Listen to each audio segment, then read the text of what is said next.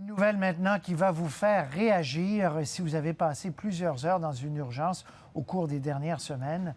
La moyenne de la grande majorité des visites aux urgences ne serait pas d'une dizaine d'heures, mais plutôt d'un peu plus de 4 heures.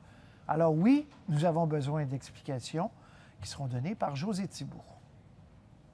Si vous allez à l'urgence d'un hôpital, vous vous attendez à y passer 16 ou 17 heures en moyenne, et parfois même plus. C'est ce qu'indique depuis des années le palmarès des urgences publié par le ministère de la Santé et des Services sociaux. OK, mais il ne faut pas s'inquiéter. Sauf que cette donnée ne concerne que les patients qu'on place sur une civière, parfois en attente d'hospitalisation, d'un test ou de transfert. Ça ne concerne pas tous les autres. On parle ici d'une moyenne de 4 heures pour les patients que l'on qualifie d'ambulatoires. Ambulatoire, 4 heures? C'est nouveau. Pourquoi n'en avoir jamais parlé avant? Avant, on n'avait pas cette collection de données-là suffisamment précise pour pouvoir l'affirmer. C'est que depuis 3 ans, les hôpitaux doivent fournir des données sur ces patients qui, une fois passés au triage, sont vus très vite parce que c'est justement urgent ou parce qu'ils n'ont rien de grave qui nécessite d'être placés sur une civière. Les statistiques montrent qu'ils sortent de l'urgence après 4 heures en moyenne.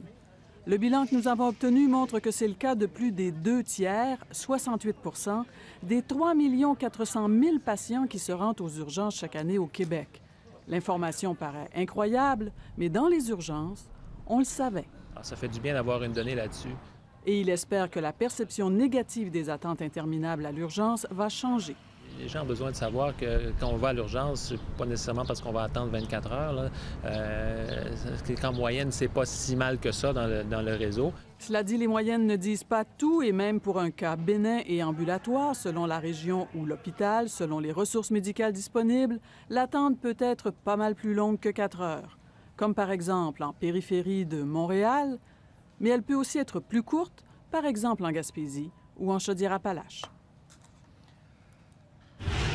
Et question, José, à Montréal, vous avez des données également. C'est à peu près comme la moyenne québécoise. Oui, on va dire que Montréal se qualifie dans la moyenne québécoise, mais évidemment, il y a des exceptions. Il y a les bons joueurs et les moins bons. Le meilleur joueur de la région de Montréal, c'est Sainte-Justine, où on peut avoir une durée moyenne de séjour à l'urgence qui n'est que de 3,2 heures. Donc, c'est sous la moyenne provinciale. Et le mauvais élève, si on peut dire, c'est l'hôpital Fleury qui, lui, a un mauvais bulletin, puisque si on se présente à l'urgence, on risque de rester là si on est ambulatoire toujours, non pas sur civière, pour plus de 6 heures. Donc, ça ressemble un petit peu à ce qui se passe dans la périphérie de Montréal. Et là-dessus, il faut se rappeler que la grande majorité des gens, donc, voient un médecin et sont soignés à l'intérieur de 4 heures en moyenne, et que les médecins, autant que le ministre nous disent que si jamais on pouvait avoir un meilleur accès, par exemple, dans les GMF, dans les CLSC ou dans les cliniques, parce qu'il y aurait des heures d'ouverture le soir ou les fins de semaine, probablement qu'on pourrait encore réduire ce temps d'attente